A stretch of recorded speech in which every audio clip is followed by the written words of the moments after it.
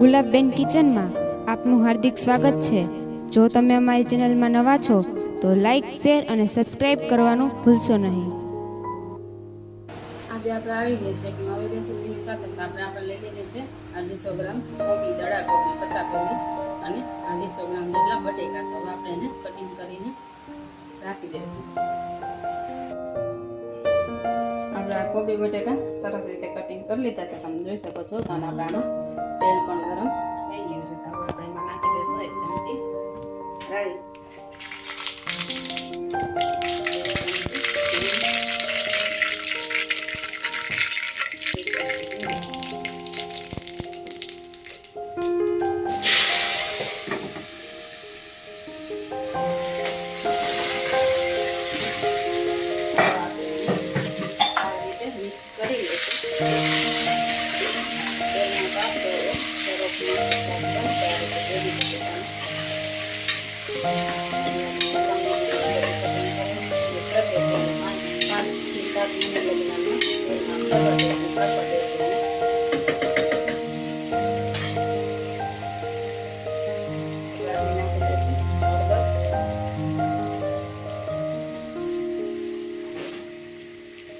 સ્વાદ અનુસાર મીઠું એડ કરશું।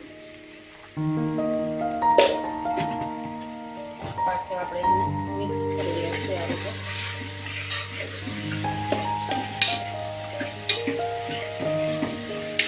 પછી સાફ કરી આપણે લસણની લઈ લીધી છે, એ પણ આપણે મસાલા બધા પછી આપણે નાખીશું। સાફ કરીને લસણ આપણે પીસીને તૈયાર કરી લીધું છે,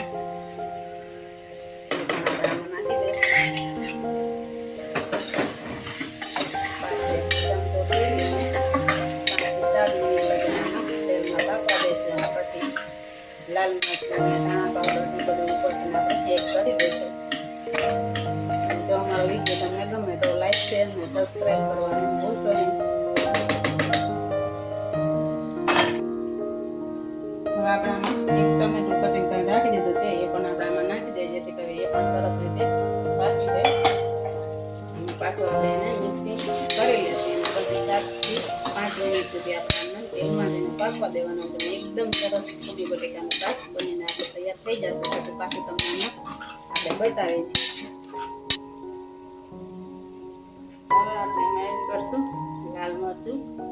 તમે જેટલું તીખું મોરું ખાતા હોય એ પ્રમાણે બનીને કરી શકો છો। અમે આમાં 2 ચમચી નાખીએ છીએ।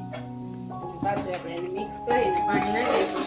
પછી ગરમ મસાલો અને ધાણા પાવડર એ આપણે ઉપરથી એડ કરશું। સાથે આપણે પાણી નાખીને 2 થી 3 સીટી આપણે પાડવાની છે। જોઈ શકો કેટલો સરસ કલર પણ આવી ગયો છે શાકમાં। પાણી 1 ગ્લાસ એડ કરી દઈશું।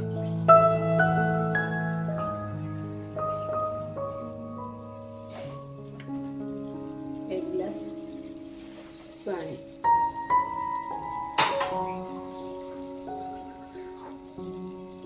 બીજો અડધો ગ્લાસ। હવે આપણે આનું ઢાંકણ ઢાંકી 3 સીટી પાડી લઈએ।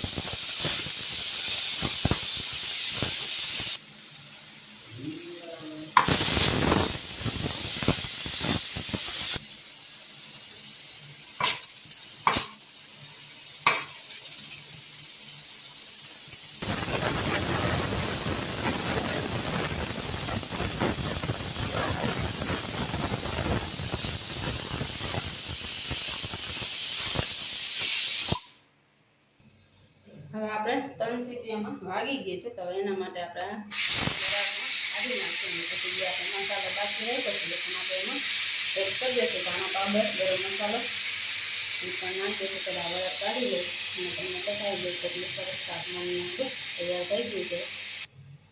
વરાળ નીકળી ગઈ છે, તો આપણે ઢાંકણ ખોલી નાખીશું। જોઈ શકો તમે આપણું શાક બનીને કેવું સરસ તૈયાર થઈ ગયું છે। સરસ ગ્રેવી જેવું શાક બનીને આપણું તૈયાર થઈ ગયું છે। આજે આપણે એમાં નાખવાનો છે ધાણા પાવડર, 1 ચમચી ધાણા પાવડર, ગરમ મસાલો, જે પ્રમાણે તમે નાખતા હોય એ પ્રમાણે તમે ગરમ મસાલો પણ નાખી શકો છો. ગરમ મસાલો અને ધાણા પાવડર નાખીને આપણે એને મિક્સ કરી લઈશું. જો ગરમ મસાલોની પહેલાં નાખી દઈએ તો એ મસાલાનો સુગંધ જરાય પણ ન આવે. ના, આપણું શાક બનીને સરસ થઈ ગયું છે. હવે આપણે એક ડીશમાં કાઢી લેશું.